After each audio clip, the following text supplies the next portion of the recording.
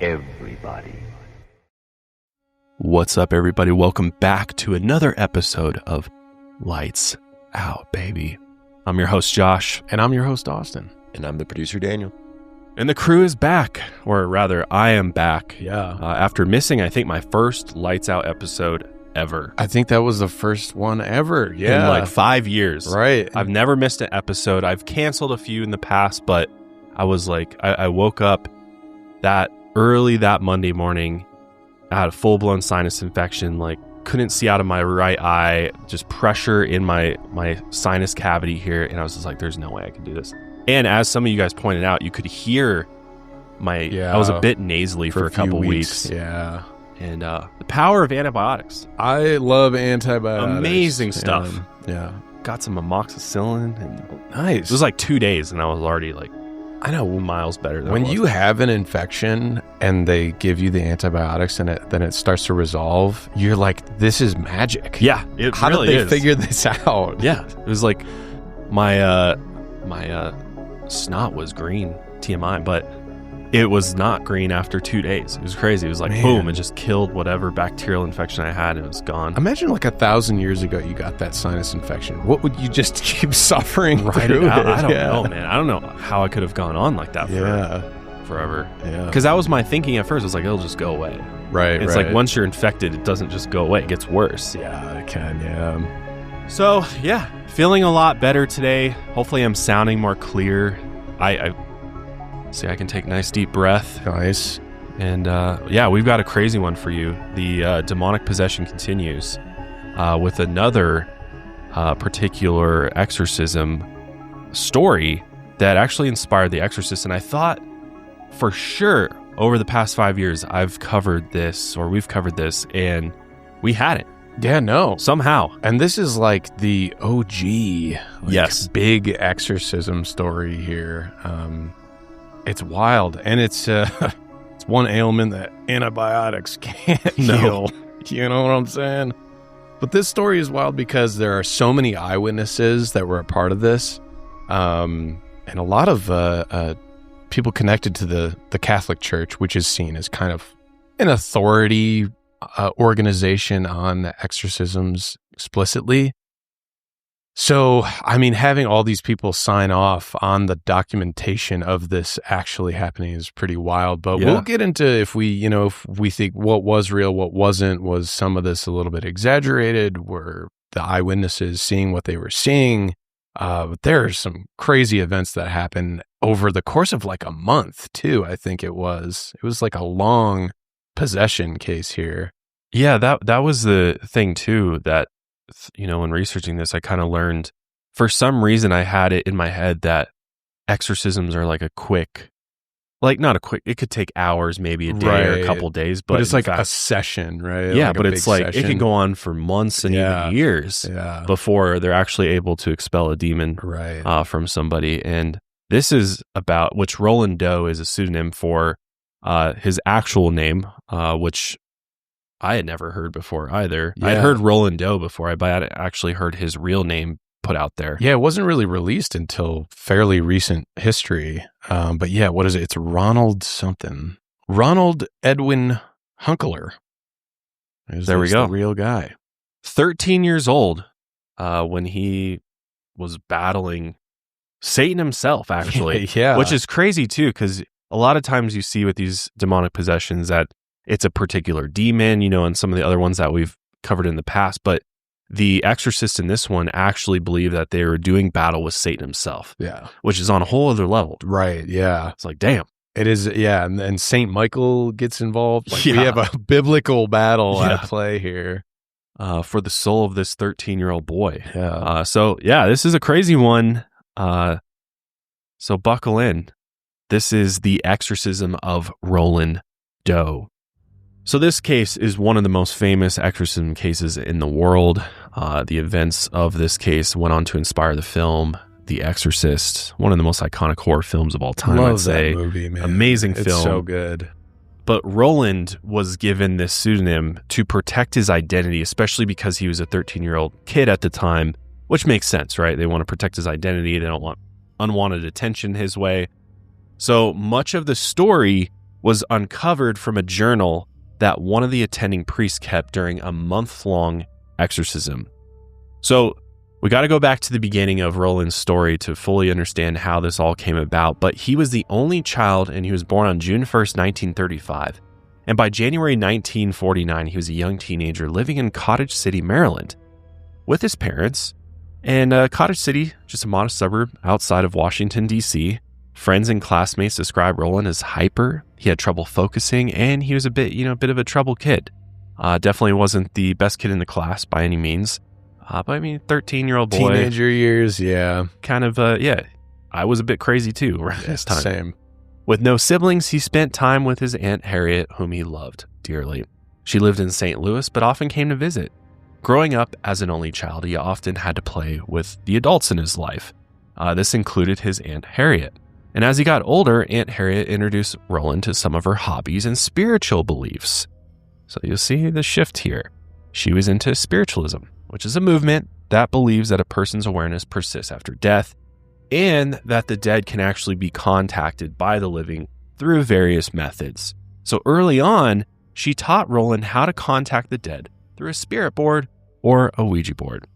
And, this was really the time that spirit boards, talking boards were really becoming popular. Yeah, because of the spiritualism movement. Right, specifically. Right. This was probably the easiest way to conduct a conversation with the deceased during the 1900s. And while many saw these boards as a way to speak with loved ones, others warned that they open up certain gateways that allow evil entities across from the plane of existence and actually move into our physical reality, which this was, my mother told me about this because she said she used a Ouija board once as a child and she was like, it's the worst experience ever. She was like, don't ever use one. Demons can come through. And so that scared the shit out of me as a kid. Until recently as an adult, we did it. And are you a bit less worried about them now? Yes. Okay, And I think too, like if there is actually something to the Ouija board, I think if you treat it with respect and you do it correctly, you can protect yourself in a way. You can use it in a way that's not going to just open you up, because depending on what you do, you just say, hey, anybody out there? Yeah, come on, which I definitely have disrespected the spirit board before. So in that way that you can minimize the damage maybe a little bit. But maybe that's why my life is falling apart. I've been meaning to tell you that. Like, did you ever think that ever since that night it's all been downhill? Yeah. So Roland, he's getting introduced to the Ouija board. And on January 15th, 1949, Roland's mother began hearing what sounded like scratching sounds coming from inside the walls of their home. Roland's father rationally thought, come on, guys, the scratching is just an infestation of rats or something. So he called an exterminator, come out to the house to check it out.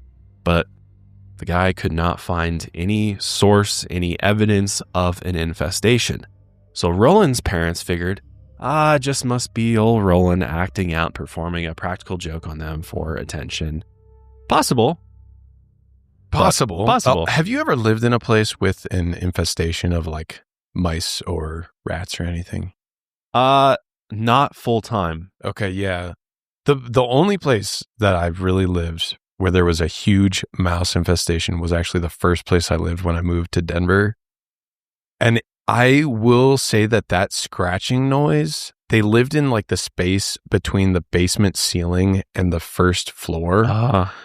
And that the scratching noises are so disturbing because I'm like, okay, there's definitely mice up there, but it is such like this sound that kind of just gets in your head. Kind of nails on a chalkboard a little bit? Or and especially because they do it at night too. Well, they're active at night, yeah. So you're agitated and then you're hearing this disturbing noise that you can't see what's going on. And you're like, oh my God, I have to deal with it. It is a terrible noise. So I get why it's so frustrating. Take it one step further with rats. Right. That's even worse. Bigger little hands. It's disgusting.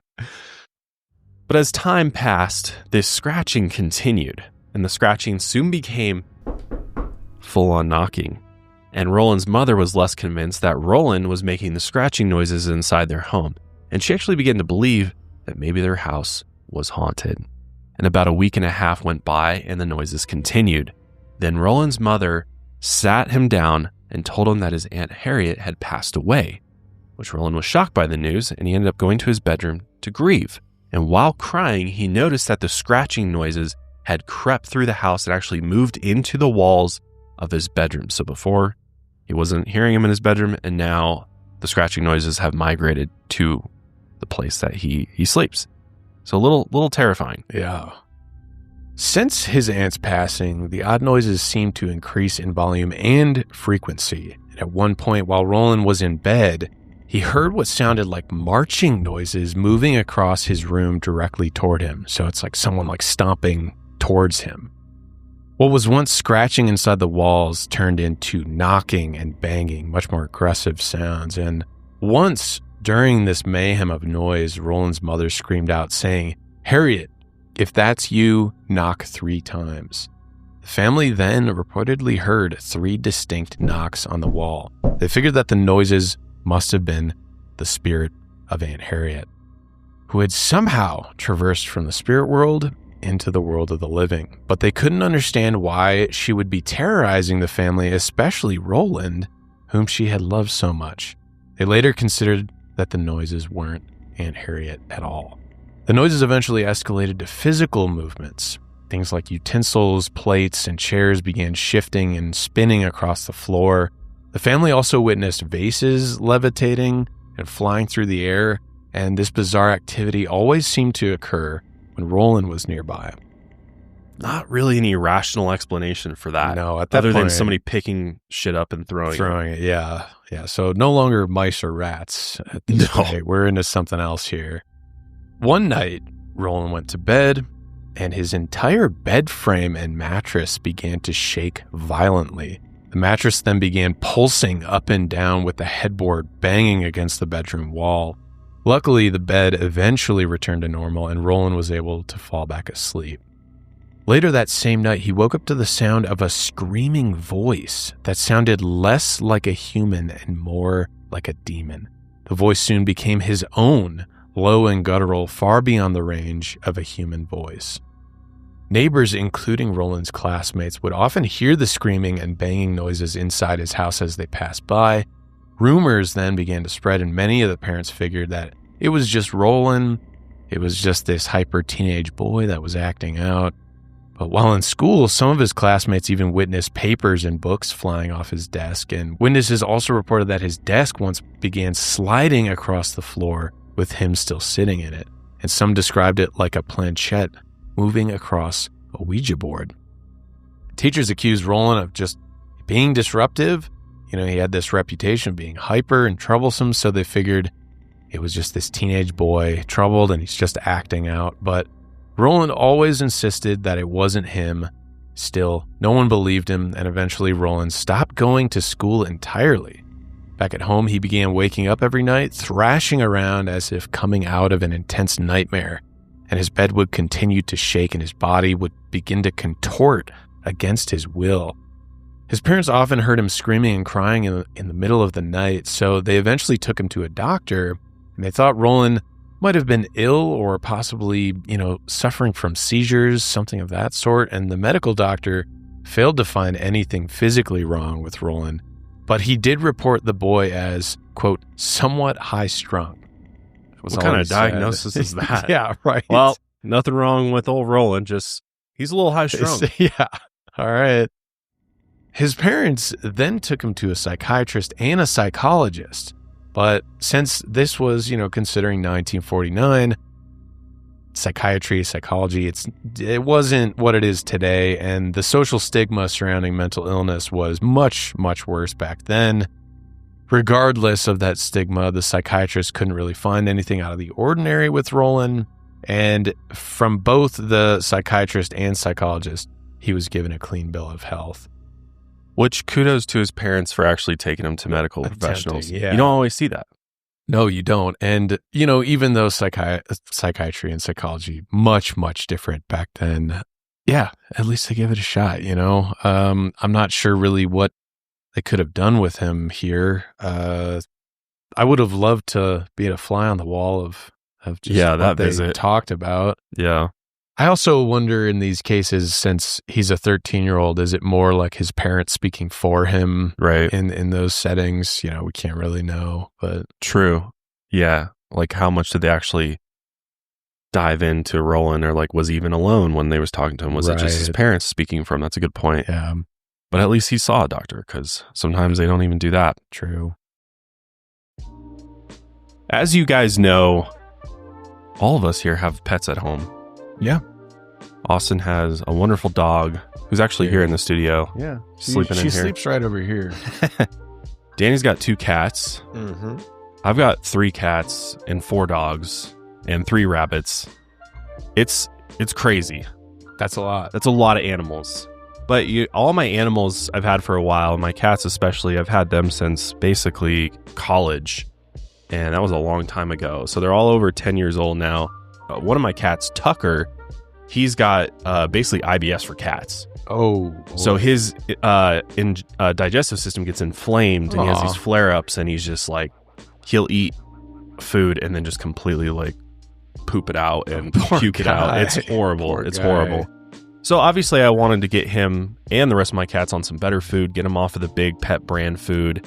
Obviously, you pay for quality, but Smalls is really bringing high quality pet food that's also affordable to the masses. And I've been using Smalls for a while now on my guys, and I use it as like a supplement too. So I have some other veterinarian food that I have to give them, but I use Smalls as more of like, not necessarily a treat, but just one of the 2 meals that they get per day. And they love it. They absolutely love it. The ground bird is their favorite recipe. But this episode's sponsored by Smalls, and Smalls for a limited time is giving you 60% off your first order plus free shipping when you head over to smalls.com/lightsout. They have a bunch of different blends of food. Basically, you take the quiz online, they send it to your door, you throw it in your fridge, and you open it up for them. They also have treats that the cats really love, and they also have pet toys, little cat toys with catnip, and my cats love their catnip. So Smalls hooks it up. They even give you this nice little container to seal it up so that if you want to split it between, different parts of the day, you can do that. And then you can just kind of set up your subscription with them and then sort of forget about it. And your cat's food always shows up. 88% of cat owners reported overall health improvements, which is a huge deal. And the team at Smalls is so confident that your cat will love their product that you can try it risk-free, which means they'll refund you if your cat won't eat their food, which that's the thing with cats. Cats sometimes, will just turn their noses up. You might give them the best quality food and they'll be like, yeah, I'm good. And then you don't want to waste your money, right? Right. So you got to give your cat what they're going to eat. But pretty sure your cats will love Smalls like mine do. I've definitely noticed all my cats are more energetic. Tucker, his coat's kind of fluffing back up. He's got less flare-ups. So really happy overall with Smalls. So what are you waiting for? Give your cat the food they deserve. For a limited time, because you are a Lights Out listener, you get 60% off your first order plus free shipping when you head to smalls.com/lightsout.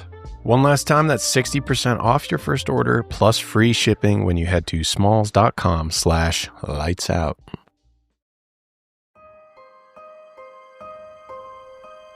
But at this point, Roland's parents are desperate for help, so they reached out to their church and they got in touch with their minister, Reverend Luther Miles Scholes. He was a pastor at St. Stephen's Evangelical Lutheran Church, and Reverend Scholes had an interest in parapsychology, interestingly enough, and he considered that a poltergeist may have invaded Roland's home. Since poltergeists often make bizarre sounds and they can physically move objects, as we also know, they're known to follow around troubled teenagers and kind of feed off of their energy. And that was kind of my first thought when learning about this, was like, this seems like poltergeist activity. This seems like an invasion of some type of poltergeist. Yeah, we've covered cases very similar to this. It's always a teenager too, and it's always in a family home, and objects start shifting around, and noises and all that kind of stuff. Yeah, but it doesn't really explain, like the contorting and things like that, and the guttural sounds, screams, and things like that. Yeah, exactly. Then on February 17th, 1949, they arranged for Roland to spend the night at Reverend Scholes' house. His wife went into a separate room while the Reverend and Roland slept in the spare bedroom together. According to Father Raymond Bishop's journal, Reverend Scholes and Roland slept in the same bed together. A bit bizarre here. Yeah, I don't know about that, but I guess for the sake of this investigation, he had to do what he had to do, although he could have sat in a chair. Or, there's a lot of other ways to do this. I didn't really understand this. I think it was more because they knew something was tied to the bed itself when he was sleeping, because, the violent shaking and shifting and moving and contortions. So I don't know. I don't know. Okay. But in the middle of the night, the bed began to violently shake and scratching noises could be heard in the walls again. The Reverend ordered Roland to go try to sleep in a large chair on the other side of the room. He then tied Roland down to that chair. And soon after, the chair itself began violently shaking, and it shook so hard that it tipped over backwards and Roland fell to the floor. Then the Reverend set a spare mattress down on the floor beside his own bed, and he ordered Roland to sleep on that mattress on the floor. And sure enough, the crazy, bizarre activity continued. That mattress on the floor began sliding across the floor on its own. It then moved underneath the Reverend's bed and began violently smashing Roland up into the bed springs. Crazy. What's just imagining this is insane. Yeah. Just what on earth? And the Reverend, completely shocked and confused. He's like, what on earth is happening here? And so he ended up sending Roland back home. He's like, I don't want this in here at all. Get this out of my house. He's like, all right, I've had enough. But then he continued to monitor Roland and the activity over the next few days. And for 4 days straight, the Reverend found 3 distinct scratch marks, like the result of a claw scratch across Roland's body after each night. Again, furniture continued to shift across the floors, and a picture of Christ on one of the walls would often shake. That's a sight. The Reverend then ruled out the possibility of a poltergeist. He kind of figured at this point, especially when Christ's picture is kind of singled out and getting shaken on the wall, that this is something worse. And the fact that we've got now scratches on the body, he figured we're dealing with some type of violent paranormal entity that was beyond his capabilities of being able to identify and expel. So he told Roland and his family, you know what? It's time to seek out the experts and go talk to a Catholic priest. Because he figured at this point, we might be dealing with full-on demonic possession, and I am not equipped to deal with that. I do love this, like I do like this, that it's the Lutheran Reverend. He's like, go check out the Catholics. Yeah. They can deal with this. Yeah. We're not dealing with this anymore. Yeah. It's beyond their capabilities. Yeah. That's exactly what Roland's family did. They reached out to a priest named Father Edward Albert Hughes from St. James Parish. He was an assistant Roman Catholic priest at the time, and the Catholic Church is known for its rigorous church-sanctioned exorcism. And while meeting with Roland, Father Hughes noticed that the temperature in whichever room Roland was in often became very cold. And when Roland would fall into a convulsing trance, the room would become very hot, so major temperature shifts going on. He also witnessed a telephone fly off a desk without anyone touching it. And then Roland started making snide remarks towards the priest. Yep. And these remarks soon became obscenities, which I wish we knew exactly what they were. I know. There are, I will get a little more into it, but you can see like this is the direct inspiration for The Exorcist, right? Yes. Because how she says Fuck in a demon way. Yeah, like all the remarks at the priest are so funny. So Father Hughes obviously his spidey senses are going off, and he's like, there is something dark within Roland here, and I think it could possibly be possessed by the devil himself. Yeah. This is terrifying. Yeah. So just a little background. The Catholic Church sees the devil, also known as Satan or Lucifer in the Bible, as a fallen angel who rejected God as the Almighty, and he was banished from heaven. It's a pretty metal story. If you go back and read the biblical scripture, it's crazy. The Catholic Church believes that Satan truly exists and actively seeks to destroy the works of God. He often tempts people into sin, but other times it's believed he can possess individuals and take control of them. Through observation, Father Hughes was eventually convinced that Roland was possessed by Satan. And like you were saying, that's bizarre because we see a lot of demonic possessions, like this is a demon. Father Hughes was of the opinion that this was Satan himself that had somehow invaded this 13-year-old's body. Which that had to have terrified him. Yeah. Right? Like if you really believe in this, right, you are going to be absolutely just beyond yourself if you think you're staring Satan in the face. Yeah. You know? This is the strongest adversary possible. Yes. That's terrifying. He believed that while Roland and his Aunt Harriet were performing the seances with the spirit board, Roland had opened himself up to the devil. So he ended up giving the family some holy water in a bottle and blessed candles for the time being, and Roland's mother tried to use them, but the holy water flew across the room one evening, smashing against a wall, and the blessed candles would be either mysteriously blown out or the flame would actually like violently shoot up into the air when lit. Father Hughes then contacted Archbishop Patrick O'Boyle from Washington, D.C., and though it took ample evidence and time, Father Hughes was able to convince the Archbishop that Roland needed an exorcism. From what I can understand, that getting the go-ahead for an exorcism back then was way easier than it is now. It's really, really, really rigorous I think it's because they started to get this reputation that it's like demonic possessions were just everywhere all the time. People thought something was wrong with them. Boom, demonic possession. Especially after these movies started coming out, everyone kind of had it in their mind that possession was just kind of a part of life. But they've really cracked down on it. From my understanding, at least in the U.S., exorcisms are quite rare to... They have strict criteria. They do, which we will get into later. And yeah, so just think about the optics, right? Right. For the Catholic Church. Yeah, right. If they're just like Satan's everywhere.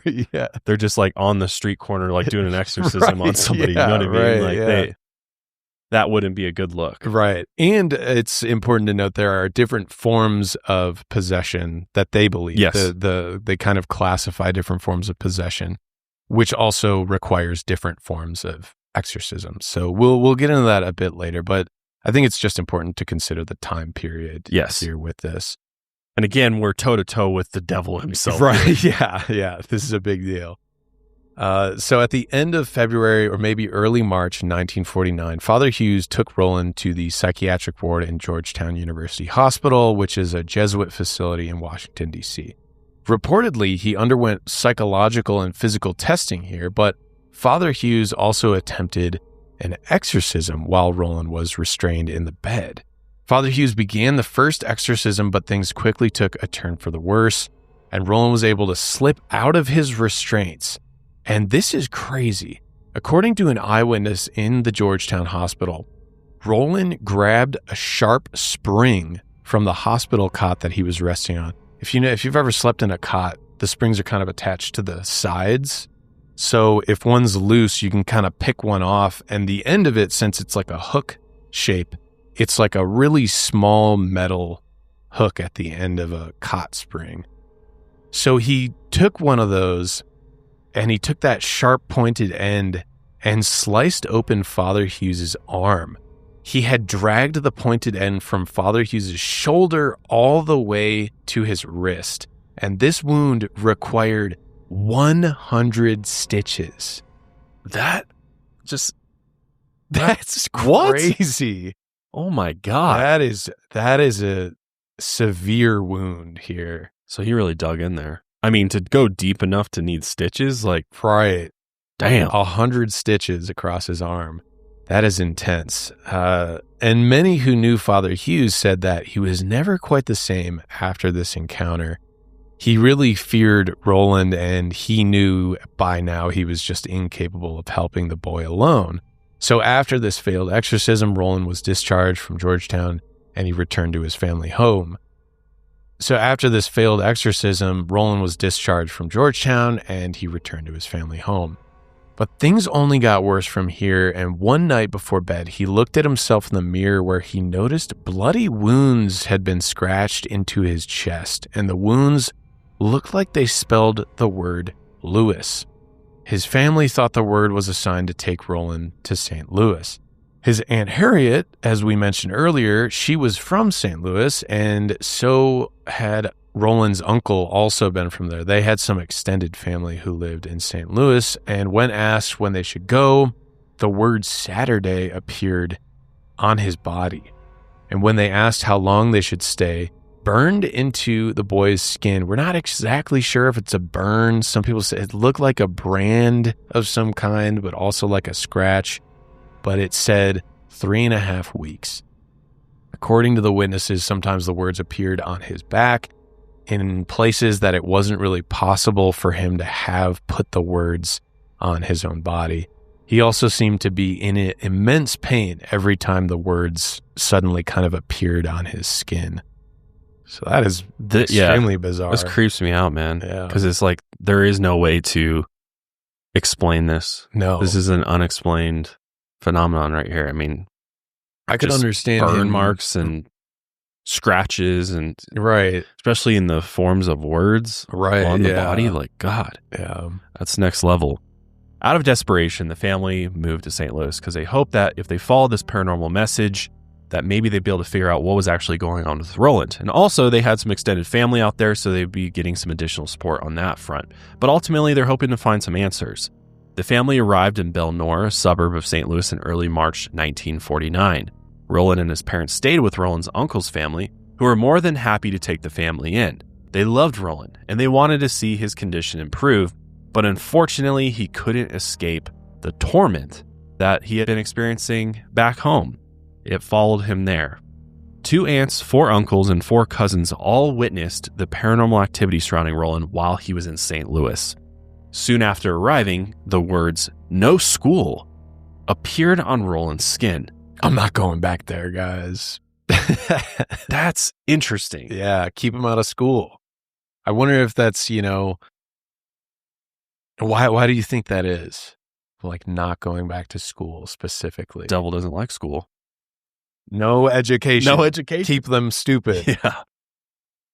Yeah, that's a very curious one for me, But his parents, believing that their son is possessed at this point, they're like, we need to listen to this thing. So they kept him out of school for the time being. Yeah. But everyone also noticed a drastic change in Roland's mood. Even when he was out of his trances, he didn't seem like the happy kid that he once was. There was one particular night when he went to bed and the activity started up again. Everyone in the house could hear Roland screaming. Loud thuds came from the floor of his room as his bed shook and vibrated, which, imagine being in a house and somebody's experiencing this. This would be terrifying. Yeah, they're like, oh, cousin Roland's here, yay. Yeah. And then all night screaming and there's like crazy noises coming from the bedroom. And to make things worse, scratch wounds started appearing all over his body, and these scratches were witnessed by 7 different people in the house. That's crazy. That's the crazy thing about this particular case. So many eyewitnesses. Yeah. One of Roland's cousins was actually a first-hand witness to the madness. She was attending St. Louis University and was a practicing Catholic. She knew a Jesuit professor there, Father Raymond J. Bishop. And so she reached out to him and told him about her disturbed cousin. She believed that he was afflicted by a spiritual problem. So Father Bishop spoke to his colleagues and they all agreed that he should meet with Roland and observe him at night, which at night is when the activity seemed to be the worst. Mm-hmm. Devil likes darkness. In early March 1949, he came to the home and first he blessed the home, especially Roland's room. He also placed a small relic of St. Margaret Mary on his pillow. And when he sprinkled a bit of holy water on Roland, Father Bishop noticed that the boy stopped squirming around for a moment. Under observation, Roland also suffered from more scratches in the shape of zigzags across his skin, along with intense stomach pains. Father Bishop also observed the boy's mattress shaking repeatedly for several minutes. Then on March 11th, Father Bishop later returned to the house with 52-year-old World War II veteran Father William Bowdern, who was a fellow Jesuit priest and a pastor of St. Francis Xavier College Church. Father Bowdern's great-niece described him as probably one of the finest men I ever had the privilege to have known. And both priests observed Roland for an hour, and a small relic from the night before crashed into the bedroom mirror, and the scratching continued on Roland's arm. After 11 p.m., the priest recited a few prayers over Roland before leaving. And it seemed like at this point he had finally calmed down a bit. But as soon as they left the house, the bizarre activity started again. The loud noises came from the room. The bottle of holy water the priest left crashed into the wall and broke. and the bookcase in the room slid across the floor and basically ran right into the bedroom door. The priests later returned to the house and began witnessing even more bizarre activity. They thought the activity might still have been caused by a spirit of Roland's deceased aunt, and sometimes when they called out to the aunt by name and commanded the activity to stop, it would. Aunt Harriet had also passed away between 2 and 2:30 a.m., and they noticed that it was often around this time period when Roland's bed would actually shake. But they would all soon come to the agreement that the entity was only disguising itself as Aunt Harriet, but it was in fact something far worse. I know this is one of the big warnings for using Ouija boards because, they say like, oh, you can be speaking to an entity that you think is the spirit of your dead grandma, mom, aunt, whatever. But yeah, it's just a disguise because the demon knows it's a trickster and it's going to be like, yeah, I'm going to get in there. Yeah. I'll pretend to be your aunt. I'll pretend to be whoever you want. Yeah, exactly. Let me in. Yeah. Let me in. Josh, you ever wake up in the morning and you're just like, oh my God, I'm ruined? Most days these days.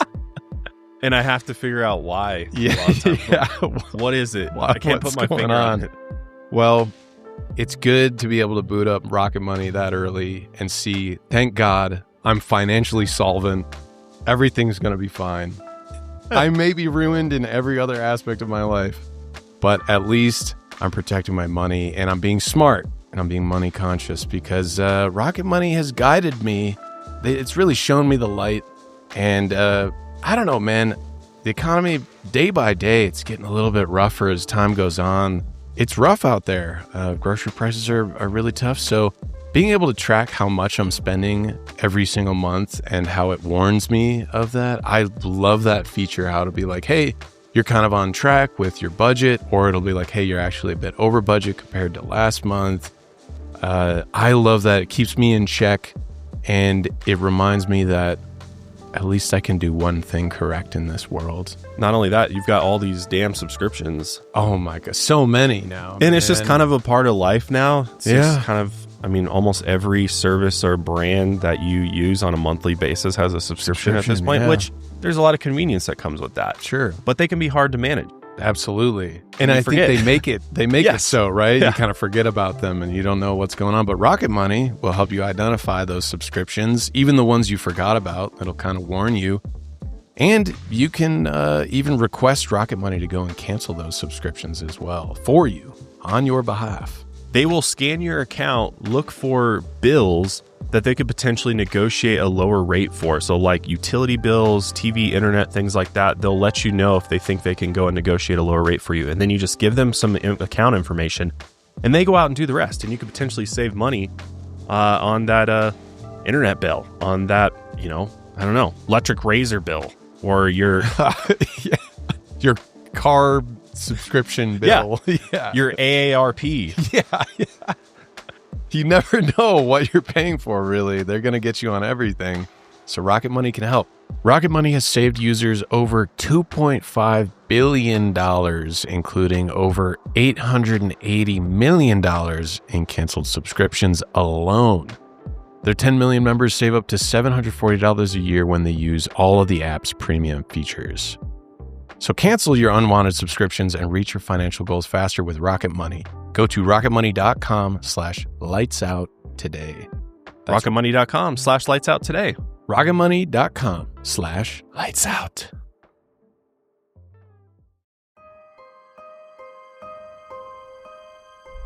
So this paranormal activity continued for several days and the priests were at a complete loss.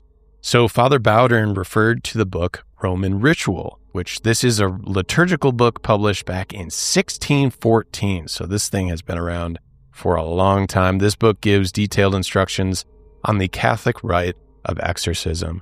And much of the ritual of exorcism just simply involves prayer. I mean, you've probably seen it before in the movies and whatever. They just kind of stand around the afflicted person. They might lay their hands on the person or have a cross or crucifix, and they'll just continuously recite prayers. And sometimes they do those prayers in Latin, right? True, yeah. Especially back then they were doing it Yeah. in Latin, absolutely. Because this book's written in Latin, isn't it? Or Yeah, the original absolutely was. And I know up until, I can't remember when they finally got rid of Latin in the Catholic Church officially, but for a long time, everything was in Latin. I think it was John Paul II finally said, okay, we can't do Latin anymore. People are checking out in church. Oh, weird. Yeah. Still says it serves as the official language. It is the official language, yeah. But they have transitioned to whatever like the native language is now, and wherever you're performing mass. So it's become extremely rare these days. But fun fact, there are only about 150 appointed Catholic exorcists in the U.S. today. Back in the 1940s, there were possibly fewer than a tenth of that, but many priests took it upon themselves to just perform the rite when needed. You didn't actually have to. Yeah. Another fun fact, technically, the Pope is an exorcist. Yes, absolutely. I mean, he is Makes sense. He's the highest authority. I mean, and people have seen him, at least I remember, what was it? Pope Francis back in, I can't remember. People have seen him kind of perform an exorcism like in front of people. And I mean, it's not as intense as the movies make it out to be. It's not as intense as this situation. And like we said, there are many forms of possession, and there's many forms of what is required from the Catholic priests. So yeah, he's been seen like, laying his hand on people, like you're healed, and saying a prayer. Interesting. I just ChatGPT'd this and says, no, the Pope cannot perform an exorcism as a matter of official duty. I don't believe ChatGPT. Yeah, I don't believe that either. Because I'm pretty sure that if the Pope wanted to do an exorcism. Yeah. Oh, okay. So here's a story from 2023. So this was in an interview with Pope Francis. He said he called an exorcist when he was an archbishop of Buenos Aires and warned that the devil is always trying to attack everyone. The Holy Father, as he's done many times in his pontificate, emphasized that the devil's real. Interesting. So it sounds like they could, but generally they don't necessarily do it themselves. When we covered Father Amort, who was like the Vatican priest's exorcist, who like you would just send him off to him, I guess. Also, the Pope probably has a million other things to do. But yeah, this was back in 2013. Pope Francis solemnly laid both hands on the head of a young man in a wheelchair Sunday and prayed intently over him for several minutes. But the Vatican later clarified he was not performing an exorcism, even though it appeared like he was. I also think the Catholic Church has just been, after the boom of like the movie, The Exorcist and everything, and the spotlight of demonic possession and how big of a thing that became, I think the Church really tried to reel back on it, especially in recent years. I'm not exactly sure why, but even this, like the Vatican had to come out with a public statement and be like, no, we swear it was not an exorcism. I don't know why they're so touchy about it. But you still see like Father Vincent Lampert making the rounds on podcasts. Right, yeah. Like big podcasts too. Yeah. Still a thing. Like I saw him on the Sean Ryan show, and because Sean Ryan is a Catholic, and they were talking quite a bit about exorcisms and everything, and he's like a Vatican sanctioned exorcist. Yeah. So it's interesting that like he's allowed to like be out there publicly like telling exorcism stories. And I wonder if those priests are kind of treated as the black sheep, kind of rogue. Yeah, gone rogue a little bit. Yeah. Yeah, this guy Lampert, he's all over YouTube, man. We've tried to figure out if we could get him on the show. I'd love to talk to him. We need to get, if anybody knows an exorcist we can get on the show, please hit us up, because we would love to interview an exorcist. Doesn't necessarily need to be a Catholic exorcist either. True, yeah. There's other people that do exorcisms, but although it would be sweet if we could get a Catholic exorcist in here. So yeah, speaking of Father Vincent Lampert, an exorcist priest from the Archdiocese of Indianapolis, he spent 3 months training to be an exorcist and has assisted in over 40 exorcisms. This guy is also in that HBO show. He has quite a lot of interesting things to say about it, but the individuals that he has specifically dealt with were given complete physical and psychological evaluations by specialists, and he took a complete life history of those individuals. So he divides demonic activity into two primary categories, ordinary and extraordinary. If it's extraordinary, the activity falls under one of four subcategories. These are infestation, the presence of evil associated with a location or a particular object; vexation, physical attacks by demons or evil spirits; obsession, which is mental attacks, persistent thoughts of evil; and then finally, possession, which is when an evil spirit takes control of a person's body and treats that body as if it were its own. So exorcisms are very common for those first three subcategories.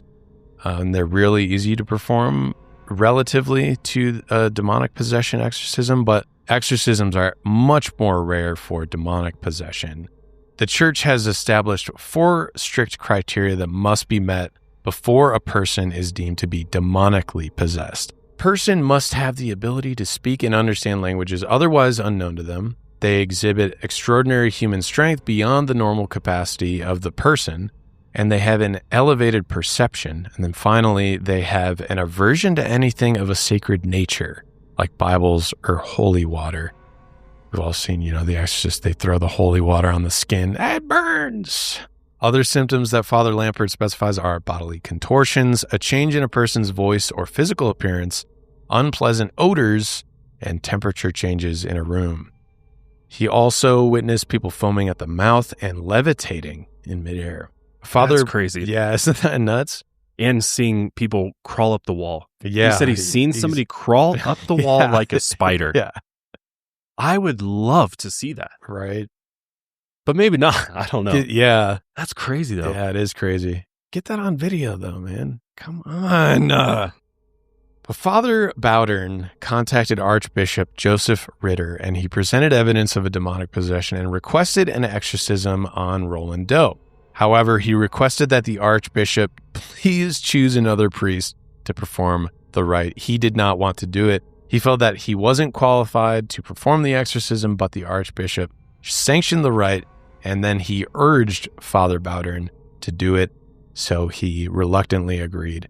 The Archbishop wanted the exorcism to be discreet and not draw attention, and maybe that's why they don't have video and photographic images of this, because they kind of wanted to keep it on the down low. But Father Bowdern suggested that Father Bishop keep a journal of the events that followed, because they had this idea that other priests could then refer to this journal if they were ever faced with a similar problem. So almost like a little bit of a guidebook or a study book for people going into an intense demonic possession. But then, on March 16th, 1949, Father Bowdern, Father Bishop, and Walter Halloran, a seminary student, arrived at the family's residence. Father Bowdern warned Father Bishop and Walter that during the rite, they were susceptible to becoming possessed as well. Sweating a little bit. Yeah. The men agreed to perform the exorcism as long as necessary, even if it took days. The goal was to permanently expel or purge the devil from Roland Doe. After the men entered the room with Roland, Father Bowdern placed holy water and a crucifix next to the bed. Then he wore the typical purple stole, a symbol of his religious authority and grace. He then began reading from the Roman ritual and then began praying. This included the laying of hands and invoking the Holy Spirit. While Father Bowdern recited prayers in Latin, the other 2 men screamed when they noticed bloody wounds in the shape of bloody scratch marks began appearing across Roland's skin. They watched as more wounds appeared on his skin, and Roland winced in pain. The goal of the exorcism early on was to get the demon to reveal itself so it could be purged, but as the prayers continued, the demon refused. The men then noticed a wound in the shape of the word "help" appear across Roland's chest. It looked as if the wound had been burned onto his skin, and as time went on, the priest demanded the presence to identify itself, and this is when the scratches began forming the shape of the devil in the word hell. Then 4 different X marks appeared across his body. This exorcism went on for 9 hours straight until Roland became exhausted and fell asleep.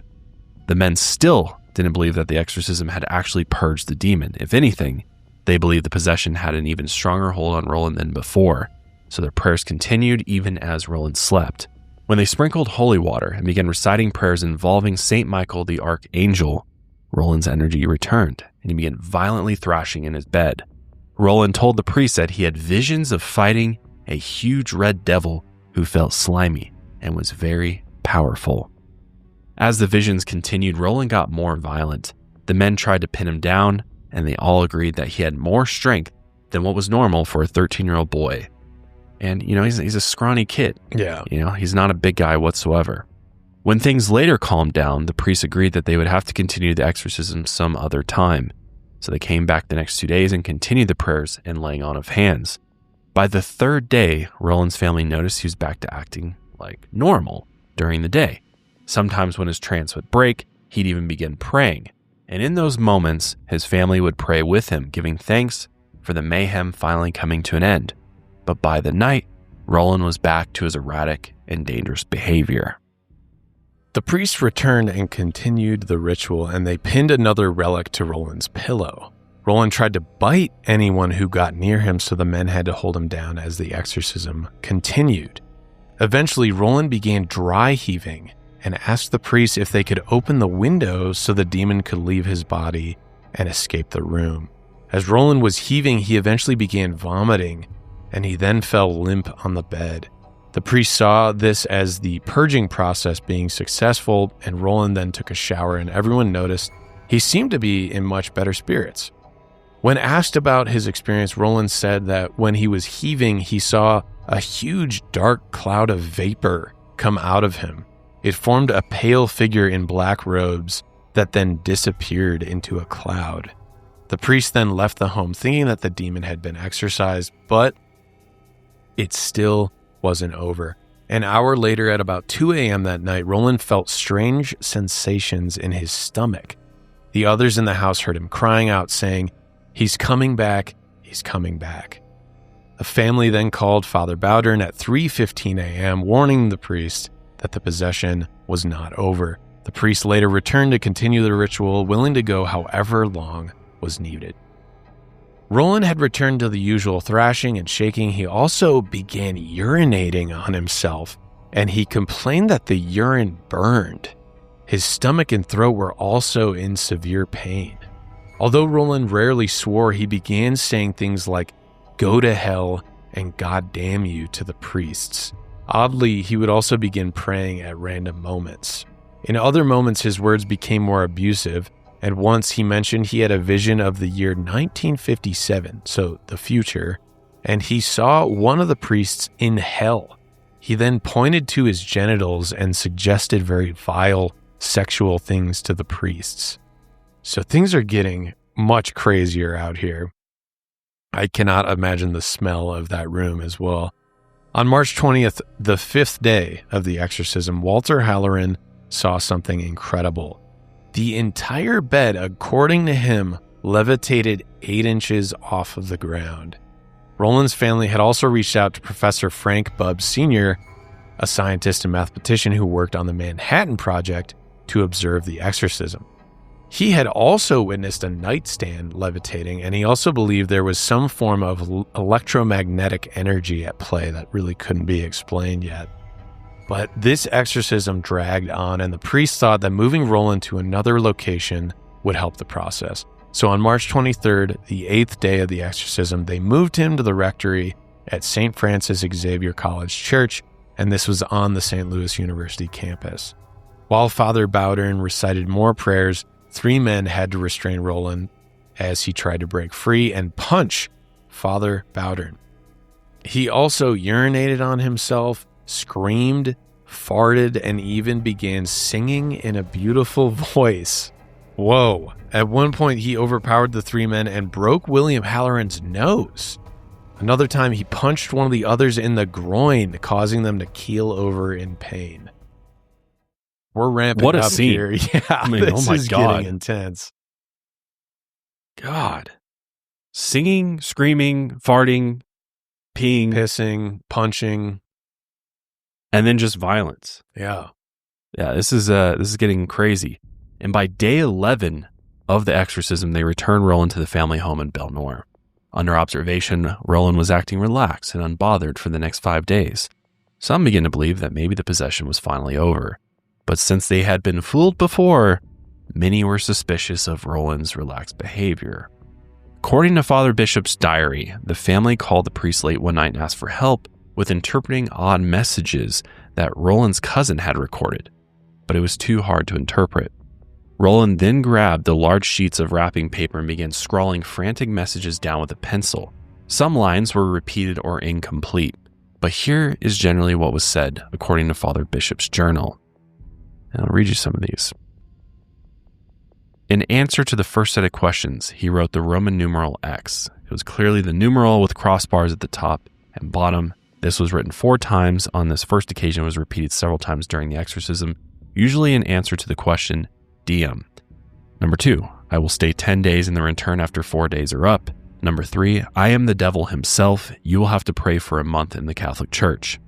Number 4, in answer to the command to give Nomen Lingua Latina, I speak the language of the persons. Word language was misspelled. I will put in XXXXXXXX's mind. Somebody's mind. They've been redacted. Right. When he makes up his mind that the priests are wrong about writing English. That is the devil will try to get his mother and dad to hate the Catholic Church. I will answer in the name of spite.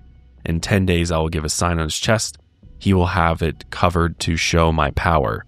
He drew a strange thing that looked like something like a map with 2,000 feet written on it, apparently connected with early dreams about hidden treasure and a map to find it. Whoa. What? Well, okay.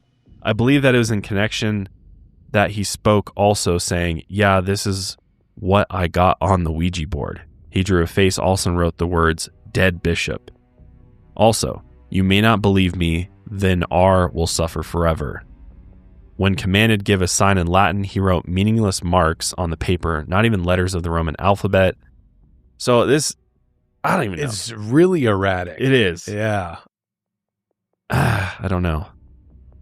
The numbers were in Roman numerals. Father Bishop interpreted the message as Roland being possessed for 10 more days, but the message mostly just confused the priests. Right. I'd be like, what is being communicated here?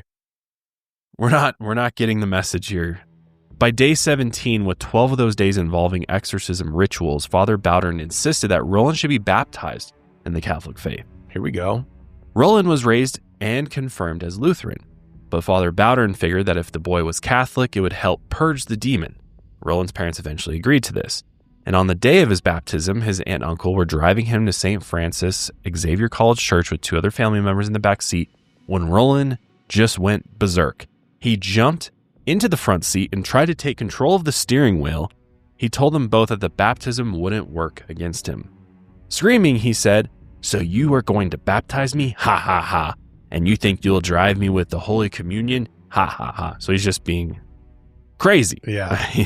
Like grabbing the steering wheel of a moving car. That's crazy. Yeah. After a struggle, his uncle was able to bring the car to a stop and then wrestled Roland back into his seat. They feared that he would try to do it again and put all their lives at risk, so his uncle pinned him down while his aunt drove the rest of the way. They all noticed the radio also wouldn't work. Strange. Roland continued to try and reach out and attack his aunt as she drove. So he's having an episode. Yeah. Once they made it to the church, 3 men dragged him out of the car while he screamed and resisted. Once they finally got him inside the church, they held him down in a chair, and Father Bowdern told the boy to reject Satan. But Roland refused. So they began the baptism, covering Roland in holy water. He recoiled as the water covered all over him. And he's trying to resist still. So they had 3 men hold him down. They had to cut the baptism short due to Roland's resistance. But fortunately, they were able to complete the ritual. After continuously asking him 3 times, "Dost thou renounce Satan?" Roland finally relented. He renounced Satan after this and returned to normal, but only for a short while. Man, this is shit that only could happen in the mid-1900s. We're dragging we're pinning a 13-year-old down in the back of a car, and then 3 men are hauling him out into a church to then dumping water on him, force him into a baptism. Insane. Well, as Austin mentioned earlier, times are rough out there, and that extends to all aspects of life, I feel like. Yeah, absolutely. It's pretty easy. I mean, you can just go online, scroll for a bit, and then start feeling really like, down. why do I feel so awful right now? Yeah, like, why is the world the way that it is? And yeah, it's easy to start spiraling. Yeah. So it's probably a more important time than ever to find a therapist. I mean, it's a great thing to have. And Amen. Everybody could do therapy. I use Rula actually to find my therapist, and I was worried about a lot of things. You go in with a lot of preconceived notions. What is this? Why am I here? What are we going to talk about? Et cetera, et cetera, et cetera. One of my things was like, week to week, I don't have stuff constantly to talk about. Like I'll have a little notes list I'll put in, but I'm like, I can't do a week to week thing. Cause when you see in TV shows, they're like, all right, same time next week. Yeah. And I'm like, I can't do that. But I was able to find a therapist who was willing to work with my schedule of not really having to need this every single week at the same exact time. It's a bit more flexible. I just sign up kind of when I want to.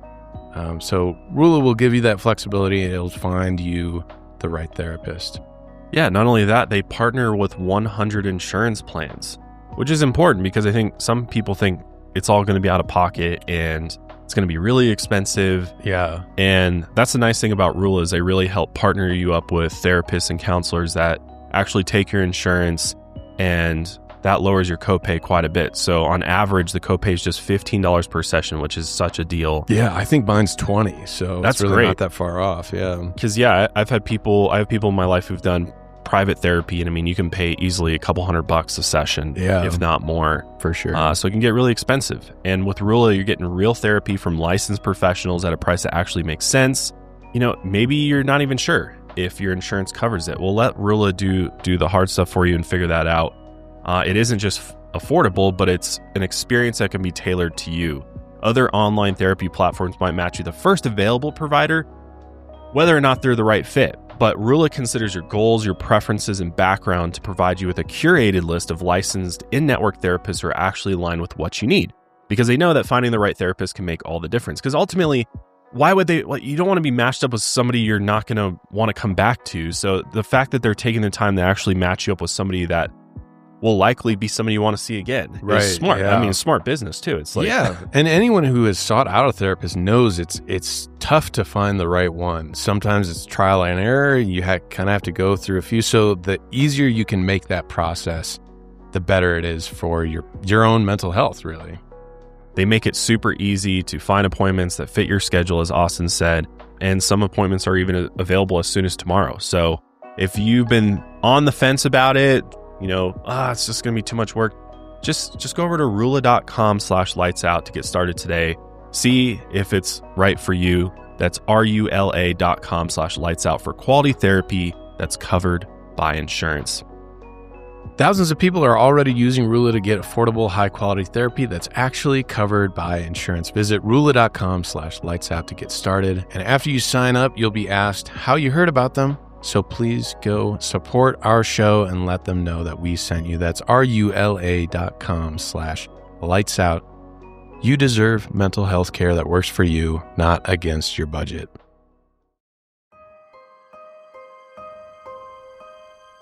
Unfortunately, the violent thrashing and breaking of household objects still returned even after the baptism. So it really didn't work, whatever they were trying to do. And each time he was given communion, he would spit it out. Now, for those that don't know, in the Catholic Church, communion isn't a symbolic gesture. Catholics believe that communion is the body and blood of Christ that you're taking in.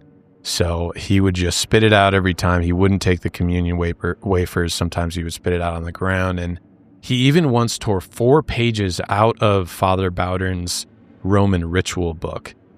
3 days later, Father Bowdern came to the family and suggested that Roland and his parents return to live in Maryland, and he would join them. The plan was to find a hospital where Roland could be treated by medical professionals, and his body had really taken a toll from the frantic behavior over the last few weeks, and he had wounds all over his body. Because if you remember, he's getting these weird branding and scratch marks continuously.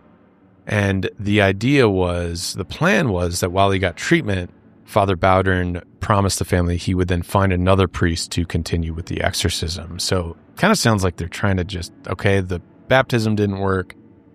We haven't been successful here, so we're just gonna kind of push you off back home to find some other priest. But unfortunately, this plan fell through, and they had to return to Maryland on April 5th. But no matter how desperately Father Bowdern and Roland's family tried, none of the Maryland or D.C. hospitals really wanted to admit the boys, since, the doctors claimed there was no physical or psychiatric case here. There's no reason to keep. I know. You would think that. I want to see these medical reports. How? Right. If a 13-year-old boy came to my hospital, wounds all over his body, yes, and they're like, we think something is really wrong with our child here, I feel like any rational doctor would be like, we need to at least admit this boy and give an evaluation of him, right?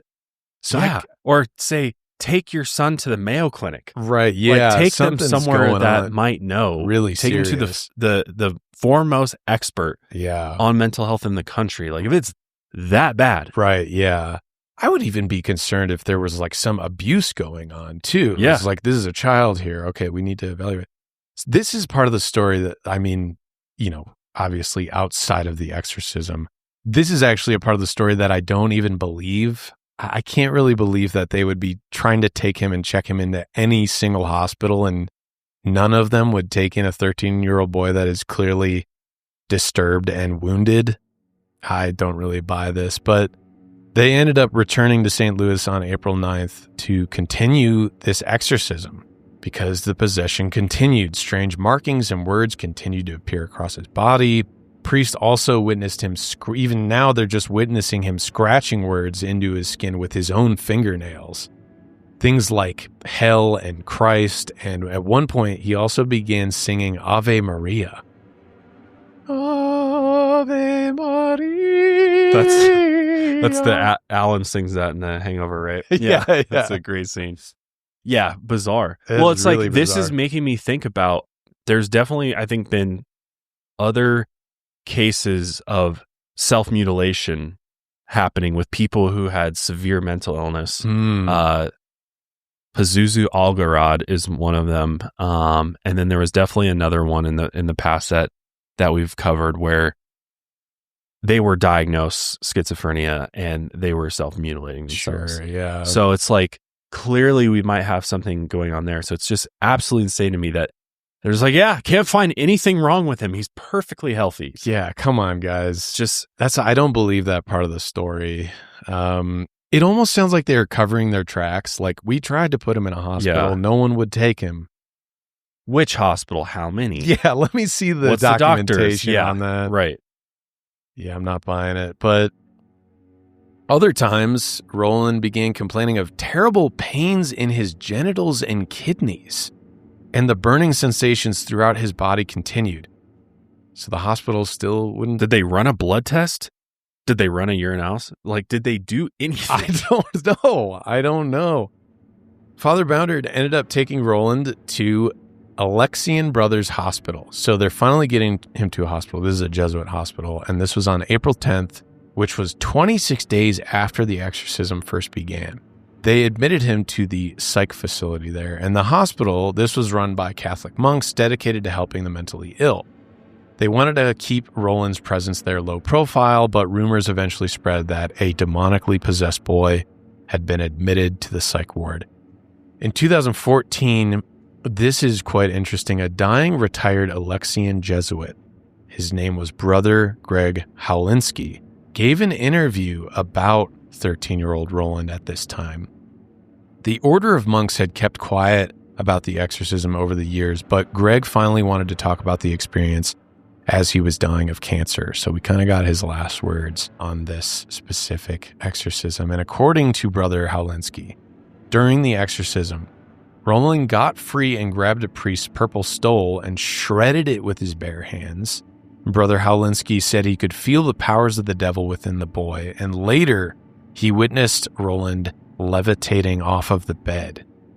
Brother Howlinski then held down Roland's legs and tried to force him back down to the bed. but he couldn't. He kind of resisted. And on the second night at the psych facility, Roland got hold of a decanter and smashed it against a wall. And while reflecting on these experiences, Brother Howlinski said, "What I saw was real. What I felt was real. It was an experience that I would never forget. It couldn't be faked." You heard it? There's from one of the eyewitnesses that it couldn't be faked. God. On April 12th, the brothers began reciting the rosary around Roland, and he said, "Stick it up your ass." And he continued to reject Holy Communion. On April 13th, Father William Holleran took Roland to an outdoor Jesuit retreat center called White House Retreat Center to get some fresh air and a change of scenery. This retreat, it's very beautiful. It was built on a bluff with a beautiful view of the Mississippi River. Around the bluff was a path that followed the Stations of the Cross. For those that don't know, this is 14 visual depictions of Christ's final moments leading up to his crucifixion and burial in the tomb. And it was on this path that Roland threw a sudden fit and began running toward the bluff's edge, which could have, risked losing his life. And it was like he was under a spell, completely out of control. Father Holleran began chasing after him, and he eventually caught up to him and tackled Roland to the ground. Apparently, these convulsions that he had lasted about 20 minutes. That is a long time. And as Roland finally snapped out of the trance, he had no idea what was going on, and he claimed he had no memory of what had happened. Then, at night, the exorcism ritual continued, but many noticed that Father Bowdern appeared weakened. His body also began to produce boils that covered his skin. Oof. And he had lost almost 40 pounds over the last month. Danny, is that even possible to lose 40 pounds in a month? Yeah, but not healthily. Well, it's those GLP-1s, man. Demonic possession. That's crazy. Meanwhile, back at the Alexian Brothers Hospital, on April 16th, Holy Saturday, one of the monks placed a statuette of St. Michael the Archangel in Roland's room. In the Bible, Michael defeated Satan before he and his angels banished Satan into hell. Prayers that involve St. Michael are often used during exorcisms, and Roland seemed to react to these specific types of prayers. The priests and brothers also noticed that whenever Roland was released from his trance, he'd begin to pray. This was a sign to them that Roland was fighting against the demon as best as he could. Whenever he had the chance, he was praying. On April 18th, the day after Easter, 34 days since Roland's exorcism began, Father Bowdern continued the ritual once again. They placed religious medals around Roland's neck, and he complained of them burning his skin. The men refused to remove the medals, and Father Bowdern then forced a crucifix into Roland's palm, which caused more of a burning sensation. At this point, Roland then began contorting his body and convulsing. Just imagining this is... The visuals are crazy. What the hell? You can see why this was adapted into a fictional story, right? It's just so intense. According to Father Bishop's journal, Father Bowdern demanded to know the demon's identity, and Roland, in a deep, guttural voice that was not his own, said, "This isn't enough." He has to say one more word, one little word. I mean, one big word. He'll never say it.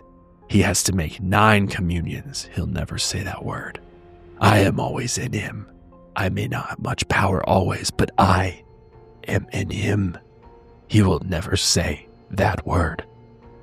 And then more violent outbursts followed, more singing even, and more urinating. The men did not understand what this word was. But while Roland was seizing, he suddenly released the tension in his muscles and laid calmly in bed. In a clear, commanding voice, Roland suddenly began praying. He said, "Satan, Satan, I am Saint Michael, and I command you, Satan, and the other devil spirits, to leave the body in the name of Dominus immediately. Now, now, now." And in that moment, Father Bowdern recognized that the word that the voice was referencing must have been Dominus. This is the Latin word for Lord, which is another name to refer to God.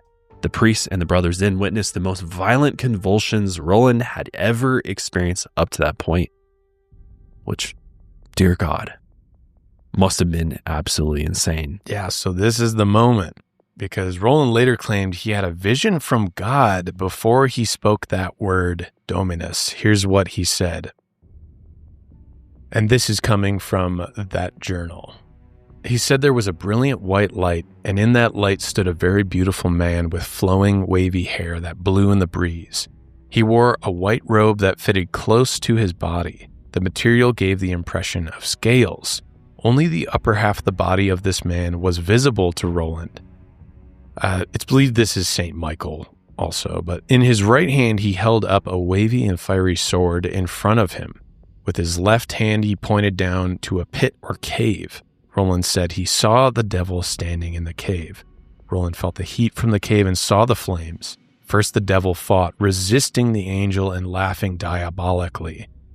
Then the angel smiled at Roland and spoke, but Roland heard only the one word, Dominus. As the angel spoke, the devil and about 10 of his helpers ran back into the fire of the cave or pit, and after the devil disappeared, the letters Spite appeared on the bars above the cave. After the devil disappeared, the letters Spite appeared on the bars of the cave. As the devils disappeared into the pit, Roland felt a pulling or tugging in the region of his stomach. As the devils disappeared, he felt a snapping and then felt relaxed completely. He said that this was the most relaxed feeling he had since the whole experience began back in January. So after saying the word Dominus, about 8 minutes of violent convulsions followed, and Roland finally came to a resting state. Through heavy breaths, he said, "He's gone." The energy in the room dissipated and Roland's violence had ended. He looked up at the priest and said, "It's over." Father Bishop noted that the vision occurred at 11 p.m., and this was coincidentally the same time that the paranormal manifestations had begun in Cottage City, Maryland on the evening of January 15th, 1949. After 34 days of exorcism, it seemed like the madness was finally over, but Father Bowdern still had his guard up. He wasn't convinced that the devil was gone. They had all been tricked before, and he wasn't sure if it was only the voice of the demon that told them that it was all over. After a heavy sleep, Roland attended Holy Mass for the first time since his baptism, and without trusting Roland's words, Father Bowdern prayed for a sign from God that the possession was truly over. Everyone in the room then heard a violent boom that shook the room. A monk thought it might have been the facility's furnace exploding. That's how big it was. And soon after this explosion, priests over in the St. Francis Xavier College Church saw a bright vision of St. Michael above the altar. This convinced Father Bowdern that the demonic possession was finally over. Roland ended up staying under observation in St. Louis for a few more weeks before returning to his home in Maryland, and he wrote Father Bowdern a letter saying that he was back in school and happy again. He even got a new dog. Ever since his exorcism, it's reported that Roland Doe, aka Robbie Mannheim, never experienced anything paranormal ever again. His parents also converted to Catholicism that following Christmas. In 2021, according to the Skeptical Inquirer, the publication revealed Roland Doe's real name to be Ronald Edwin Hunkeler. He had passed away from a stroke on May 10th, 2020, a month before his 86th birthday. And after his death, a long-term companion of Ronald said, he said he wasn't possessed. It was all concocted. He said, I was just a bad boy. Wow.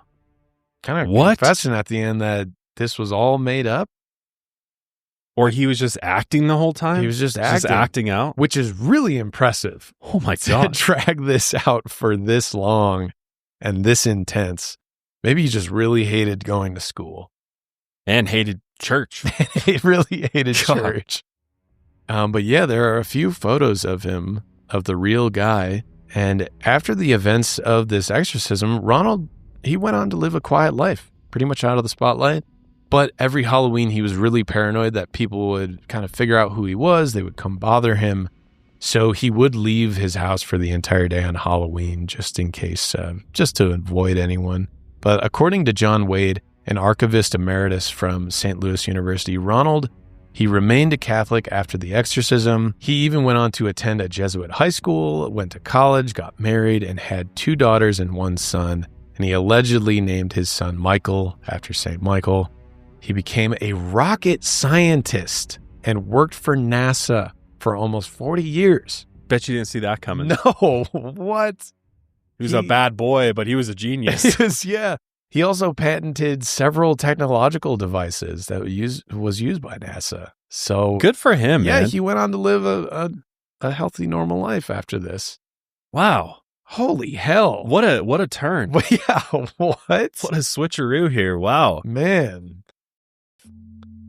Well, on the topic of healthcare, we've got another sponsor for you today that will help get you matched up with the right GLP-1. If you've been interested in, a different kind of weight loss medication, and you didn't know where to start, and you don't know whether or not your insurance takes it or not, Roe Body has got you covered. Roe's insurance checker lets you see if you're covered for GLP-1s for free. And if you want to see if you're covered, you just submit your insurance card and Roe will take care of the rest. There's no paperwork, no hassle, no waiting on hold. Roe's free insurance checker will send you a comprehensive report of your coverage details so you can make the right decision that's right for your goals. Maybe you've been seeing the ads on TV. Maybe you're interested in trying it out. Maybe you've tried all the other ways to potentially lose weight. I know there's some people out there, it's a struggle and everybody's body's different. So, maybe you're looking for a different solution. Roe can definitely help you out with that. They can help see if your insurance will cover the medication. It's super easy. There's they ask you a series of questions to make sure that you qualify. It's a really easy process, and then they just ship the medication right to your house if you qualify, and they'll let you know if your insurance is going to cover it. They make it extremely easy to get the medication that you need. Nearly half of all Roe members have insurance coverage, so there's a lot of people already taking advantage of this. So if you decide to move forward, Roe can help you understand if GLP-1s like Ozempic and Wegovy are right for you and your goals. But that's just the beginning, because when you become a Roe member, you'll have support through the process. You'll have access to your provider on demand for any questions. So you can join the over 500,000 people who've trusted Roe to check their coverage for free. And even if you're not looking for GLP-1s, they also have a bunch of other stuff on their website, multivitamins, supplements, et cetera, So, ED medication. Oh, yes. Important stuff. Yes. Yeah. Why'd you point at me when you I don't know. Maybe I heard a little whispering, but there are rumors going around the office. But you can get medication for a lot of other things too. They also have fertility hormone tests. They have prenatals as well. Oh, yeah. Very important stuff. So there's a lot of other things that Roe offers. They wanted us to shout out the GLP-1s for this particular ad, but you can check it out. We've got a link for you. Go to roe.co/lightsout for your free insurance check. That's ro.co/lightsout to see if your insurance covers GLP-1s for free. Go to roe.co/safety for boxed warning and full safety information about GLP-1 medications.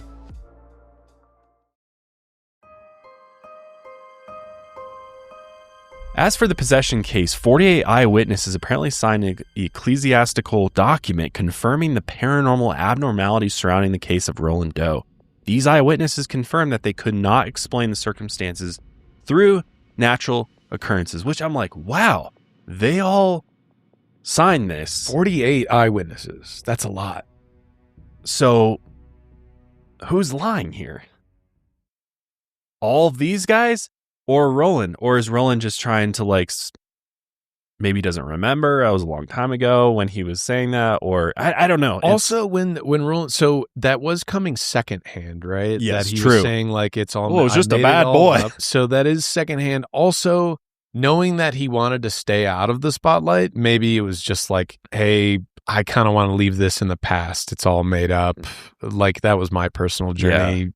You don't really deserve to know. This is my thing. So maybe it's a little bit of that. Yeah, or maybe his thoughts on demonic possession changed. Right, yeah. Maybe he just wasn't a believer in that anymore. Yeah. I don't know. It could be a lot of different things. I mean, he had 60, 70 years from that point. So, and he was just a boy then too. So a lot can happen. Yeah.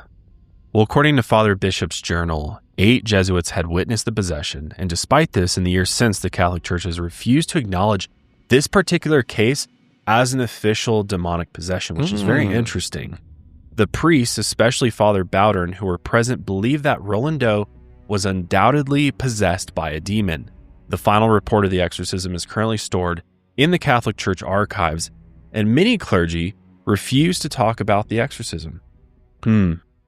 Interesting. I don't know if it's just a reputation thing. Because it got kind of turned into a movie and pop culture, and or then kind of like snowballed into the exorcism craze of like the 70s, 80s. I don't know. But to this day, many believe that the residual energy from the demonic possession still remains. This is unbelievable. Investigator Stephen LaChance claimed that an unnamed church official gave him access to a medical facility near the Alexian Brothers Hospital. He was taken up to the 3rd floor and taken to a particular room, but security wouldn't let him in. He heard things crashing and people screaming on the other side of the door. So you can make of that what you will. Is there a residual haunting happening inside this room where this exorcism took place? Is there somebody else possessed? What's going on there? But someone allegedly told him that one of the priests who exorcised Roland Doe were kept there. Yeah. What? Whoa. That's crazy. Stephen believed that the devil left Roland and immediately possessed a priest who passed away in 1983. Some believe that a priest willingly accepted the devil into him in order to remove it from Roland. That's crazy. And so they just keep him in this room forever. Yeah. In 1978, the psychiatric facility of Alexian Brothers Hospital was scheduled to be torn down, but before its destruction, construction workers found a locked security room on the 5th floor. After breaking in, they found a desk. Inside it was a copy of Father Bishop's 29-page journal. Father Bishop's journal and his collection of eyewitness reports have been published in the book, The Exorcist Diary, The True Story. As we've been kind of mentioning throughout the episode, Roland's horrifying story went on to inspire the book and its famous 1973 film adaptation, The Exorcist, which is considered one of the greatest horror movies of all time. Some would even say the scariest movie of all time. Yeah. Which is pretty crazy. Great movie, by the way. I'm definitely in my top 10. And this movie, when it came out, it shocked everybody that went and watched it. Moviegoers walked out, some fainted, some even vomited when they were shown the absolute terror of demonic possession. Hell yeah. The practical effects in that movie, excellent. Really good, yeah. Apparently, several people even suffered from heart attacks. Yeah. Took your breath away, intense. literally. This is crazy. One person in New York even miscarried during a showing. Wow. Yeah, that is intense. So just stress on the body here. But yeah, we'll be actually talking about the Exorcist. We gotta, in a little bit. Our Halloween episode this year will terrify you. Yeah. You may leave cursed as well. Yeah. You never know. But following the release of the movie, the Catholic Church noticed attendance numbers up. Which you're kind of like, oh. Maybe we just have you seen The Exorcist? Yeah. Come join Father Bishop Sunday for Mass. I like how you just have to scare the living shit out of people and then all of a sudden they Don't go to coming church. to Mass. Yeah. If you scared motherfucker, go to church. Yeah. You know? Through fear. Yep. Famous words of Ice Cube. So yeah, they saw attendance spike. Many were coming to church and a lot thinking that they needed an exorcism, which is wild. Churches all over were contacted by concerned individuals seeking out exorcism investigations by priests. I think this like maybe exhausted their resources too. And it's like, okay, we need to reevaluate. Right. Yeah. God. Because although some of the events that are depicted in the movie are fiction, exorcist priest from the Archdiocese of Indianapolis, Father Vincent Lamperts, believes and has said multiple times that everything depicted in the movie could actually happen in real life, which is like, whoa. Yep.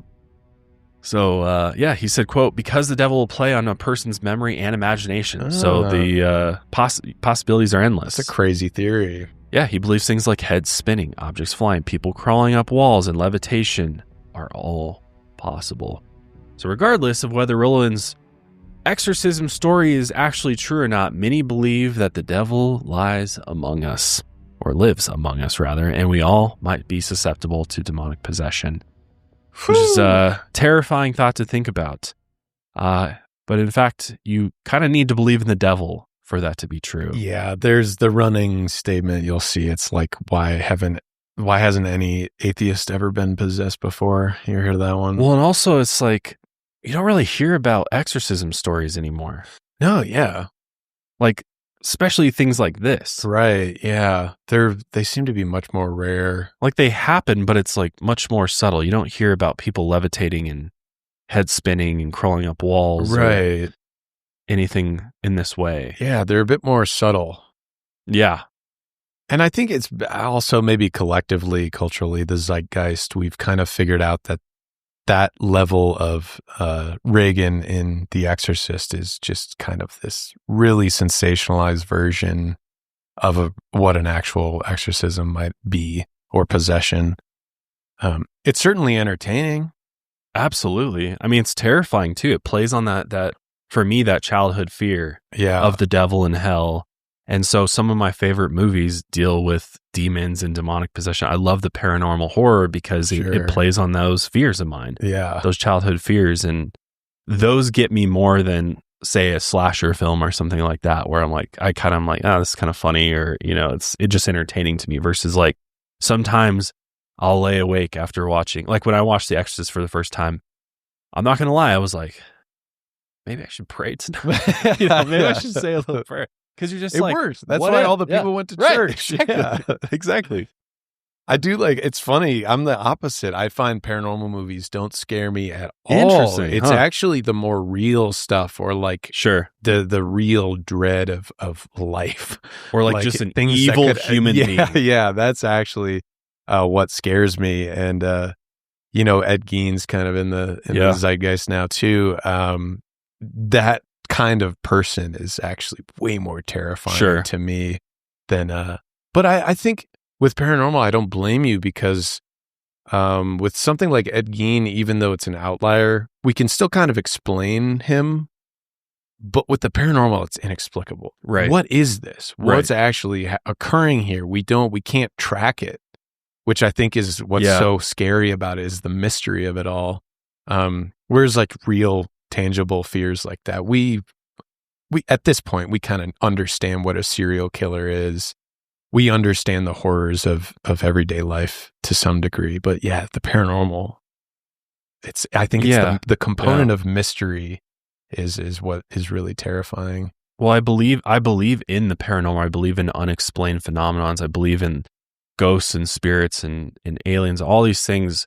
I'm a believer in, and I just don't know what it is. And I think it's the unknown that's terrifying to me, of like, if it's not the devil, if it's not demons, then what is it? Right. And I do believe that there are negative entities in this universe. I think there's negative energies, just like there's positive energy. And I think there are negative things that can manifest, and they manifest in different ways, sometimes into physical reality, sometimes not. And I think they can affect you.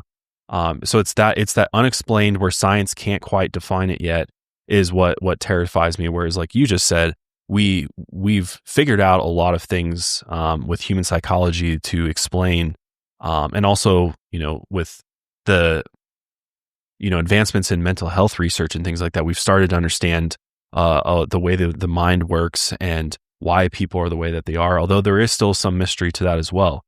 But for me, it's the complete unknowns. It's the things that can manifest from the ether, whatever it is, that terrify me. And whereas like a human, I can rationalize that a lot more, and I kind of feel like I know enough about that I don't really have. That's not like an active fear of mine. Like I'm not actively worried about running into a serial killer or a killer for that matter, but rather if I there's this part of me of like, if I open myself up to this, am I opening up myself? And even just some of my own personal experiences here in the studio, here at the last studio, and just like the things that we talk about, I definitely leave this studio, and there's a little bit thing in the back of my mind. There's a large part of me is like, oh, this is all just fun and games at the end of the day. But then there's a part of me also that's like, you might be messing with something that you can't understand and explain, and it could be affecting you in some way. Yeah, I know, and people are convinced there's something following you around. But But maybe a la The Exorcist, I will take it into me. Yeah, I will give it to you. Yeah, you take from, because I want to experience what is it like being possessed. Because clearly you can be crazy demonically possessed, and then I'll go on and work for NASA for 40 years. Right. And get happily married and have children. So have a full, fulfilling life after. Yeah. I do like that there is like a happy ending here. Yeah. Because I feel like a lot of these end quite abysmally, and you're just kind of left with like, ugh. Yeah. That sucks. But this one had a turnaround. But Danny, I want to know, what do you think? Where's your head at? I know what Danny thinks. Try to be open. What do I think, Austin? Let's see your synopsis first. Danny's going to say, it's all fake. God doesn't exist. God's dead. Damn. Jesus Christ. So God is fake. Yeah, yeah. I'm kidding. Oh boy. He's trying to give us the PC answer. Yeah. I mean, as a filthy, dirty, Just say what you think. As a filthy, dirty non-believer, You heathen. I am a heathen. Yeah, He's got a tattoo that says "God is dead" on his. He's working on a back piece right now. It's a brand. It's not even a tattoo. I'm scratching it in myself. I mean, as far as the exorcism goes, the having so many witnesses to it definitely lends to its credibility. Having Roland himself admit that it wasn't that and he was just acting, Secondhand source, Danny. it's a secondhand source, but I find that hard to believe in a sense because, like Austin was explaining, like this was decades after it had already happened. He was old. He was near death. I think he just wanted to just die with everything going peacefully. He wanted everything to just kind of be, he didn't want that to be his legacy. He didn't want his legacy to be that he was, possessed. He accomplished so many other things. He wanted to have that part of him go and just be mute. As far as the exorcism goes in itself, though, I don't believe in possessions. I don't know if this was a case of mental health. I don't know if this was a case of, from what it sounds like, it doesn't sound like a teenager acting out. You know Mold? what I mean? It does not sound like a teenager acting out. Mold. Is that Jordan Peterson black mold shit going on? I don't know about this one, man. It's one of those things where I wasn't there. I can't really speak on it. From all the evidence that we have, it's all secondhand account because, as always, there's no Isn't it photography. hard to believe, though, a bunch of clergy members signing off on this if it was just an elaborate hoax? This may be a hot take, but I don't believe anything that the clergymen say because they hid in the church. Damn it. Mic Hey, drop. We had a priest get into bed with him. Yeah, true. Hey, discount everything. Wait, that was a Lutheran. Not a Catholic. Excuse me. The Lutheran. But there was a lot of time spent alone with Roland. Yep. I'm not saying Roland was abused. I'm just saying I'm not gonna agree that a bunch of people coming together and trying to say this was real when they came together and said another thing wasn't real. It wasn't all. It was 8 Jesuits, but there were 48 witnesses, and remember, it was like family members, cousins, uncles, and it's like there was other eyewitnesses there that it could a teenager just act crazy? A teenager could act crazy. Could he have been on a hit substance? themselves? That's something that doesn't get brought up. Yeah, Did they do a toxicology report on him? That's true. We don't know. That's So true. he could be on drugs through this entire time. Possibly, which would be kind of crazy. I'm not saying that's what I think. Would but be nuts. And I would probably go insane after being exercised for, days. Days. Yeah. I also think that if, like, let's say this was just an episode and he is acting out. This is all just a show. That is an incredibly impressive show that would go on for over a month of an exorcism and then like months of this paranormal stuff paranormal stuff happening. If it's just theatrics, that is a huge production for this kid to put on. Yeah, and it doesn't explain the other things that we're seeing too. No, it the doesn't. scratching, the knocking, the shit flying through the air, the bed vibrating, and like how is he pulling that off? Like he could be faking his behavior, but how could he explain all that? And that's what's wild to me. That's where I'm like, I don't know, man. Maybe this was fucking real. I have no idea. And if it was, and I know that the Catholic Church doesn't like to document these things for some reason, but I truly think they should, because if there is proof of demonic possession, that is proof of God, in a sense. It helps prove their beliefs, not in the way they want, but it helps prove their beliefs. And it would honestly help someone like me who doesn't believe. I would start going to church if I saw actual documentation that was reviewed by scientists, pictures, videos that was reviewed, peer-reviewed studies, all those things. It would help me believe in these things. Whereas with no evidence and they're trying to keep it hushed down, it makes me think like, okay, if God exists, I know the devil exists. I know demons exist. So why are they trying to hide only one aspect of the faith? Yeah, I think a part of it though, it's faith. It's called faith because it's something that you don't have a tangible evidence for. Seeing isn't believing, dude. Yeah.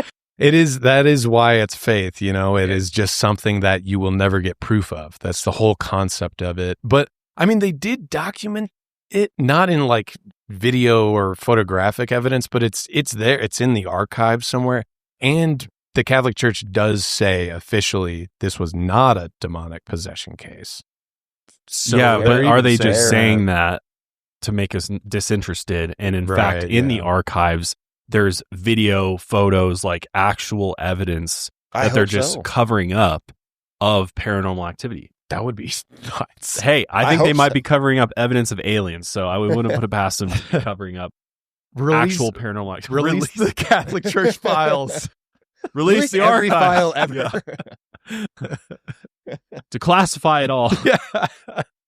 We want to see it. Yeah, I don't know. I'm really split on this one. It's really hard. It's a crazy one, but we definitely got to know your thoughts. Yeah. Do you think this was a true exorcism, or a true exorcism was performed and was a demonic possession case, or do you think this could be explained by other more conventional things? I don't know. We definitely want to know. I did want to say too, before we end today's episode, that Danny got married this past week. Congratulations, man. Long time coming. Very long time coming. Congrats. He is a married man. I am. So Sorry, am I. Austin. The only filthy heathen here is Austin. Oh, yeah. I'll be getting married in a Catholic church. With a sanctioned exorcist. Just in case. It's just dual. Yeah. They'll exorcise me and then I'll get married. Yes. Like, hold on. He's not Right, ready yet. stay down. Stand back. Yeah. No, but congrats, Daniel. That's awesome. Thank you guys. I appreciate it. It was a beautiful weekend. I had a lot of fun. Did you faint? No, but I did. At one point, I felt like I was going to puke a little bit. Yeah, you looked amazing too. Thank you. Your whole outfit was top notch, man. I'll throw up some pictures on screen. Yeah, so you guys kind of see, because it wasn't traditional. I mean, if these guys know me. Well, as you just heard, this godless. He's not traditional by any stretch. It was very much like a dark romance styled wedding, and it was very you guys. Yes, it was very unique and very godless. We love that for you. We love that for you. But I'm kidding. Yeah, we'll be back next week with the Halloween especial. Yeah, this is going to be a really fun episode. We always try to do it up, so hopefully we deliver this year. Yeah. It's very on theme. Yes. As we've done all month of the official month of Lights Out, October. Yes. It's also one of my favorite months. It's so nice. Such a great month. I always love watching horror movies. I just rewatched it. You guys ever watch Over the Garden Wall? It's like a miniseries, animated miniseries. Oh, it's so good. I mean, it's like kind of a kid's show, but it's Over the Garden Wall, the animated series. It's like a kid's show, but it's also a bit more adult sometimes in its nature. But it's so good. It's really short too. It's only like maybe a couple hours or something. Nice. It's very cozy. Yeah, Over the Garden Wall. It's cozy. It is a bit cozy. It's like dark, but also cozy. Yeah. It's a perfect October show. Highly recommend it. Just watched that a week ago. And then read your Bible. And then, One quick thing before we go. I just want to make it clear. I have no problem with any religion. I believe Shut people up. have all of their faith. Believe in he whatever has you no want friends to that attend church. Josh is probably the closest one. Yeah, that's not saying much these days, man. But I have no problem with faith. Please believe in whatever you want to believe in. Frankly, I am jealous of people of faith because it brings them a sense of comfort. It answers a lot of questions that I have that I can't answer. So frankly, I am jealous of people of the faith. I've struggled with it, and I can't find an answer. All right. Politician over here trying to appease the masses.